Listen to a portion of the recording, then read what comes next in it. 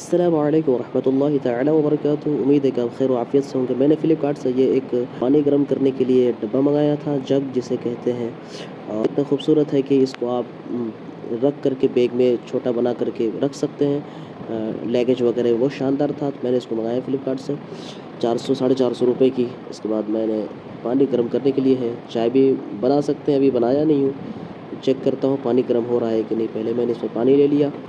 पानी लेने के बाद फ़ौरन मैंने इसको प्लग लगाया। इसका प्लग मैंने ये है लिया, लेने के बाद प्लग लगाया। और प्लग लगाने के बाद फिर मैं बोर्ड में इसका प्लग लगा दिया, इसको चालू कर दिया। थोड़ी देर के बाद 5 या 6 मिनट मुश्किल से लगा होगा और इसका पानी फ़ौरन गर्म हो गया। जैसे पानी गर्म हुआ फ़ौरन मैंने इसको गिलास में निकाला, फिर मैं पी कर देखा तो माशाअल्लाह ज़बरदस्त था। फ़ौरन पानी गर्म हो गया था, बहुत तेज़ पानी गर्म हुआ।